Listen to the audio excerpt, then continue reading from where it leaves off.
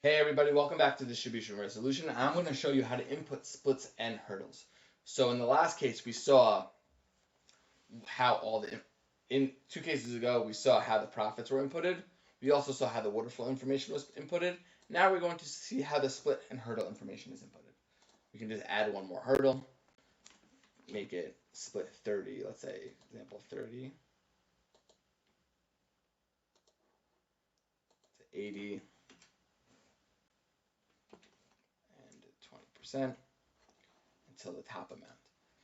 The last one should always say 0. There are certain cases where it shouldn't. It should always say 0.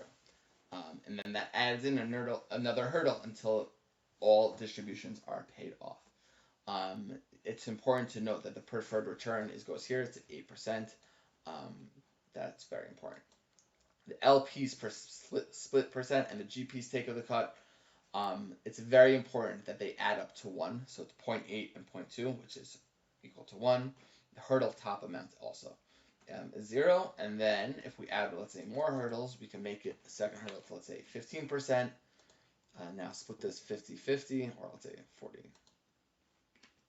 40-60, whatever it is. Create waterfall. We now create a third waterfall 30-70. It's because this information is not a straight split.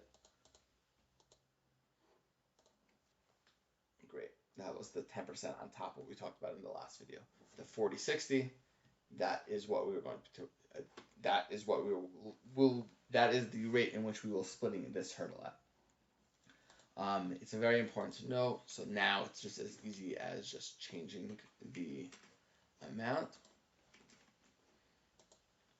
Create waterfall. See now over here you can see it's split 50-50. On the left hand side, it's also important to know what the actual splits are.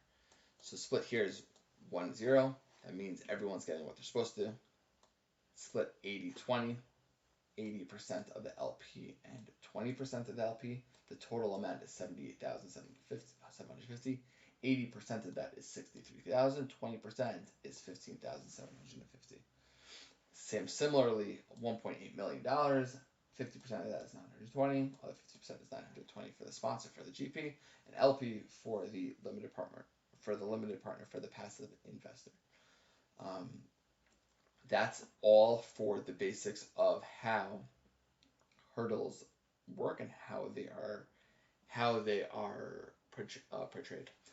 In the next video, I will be walking you through a basic waterfall model with accruing and compounding.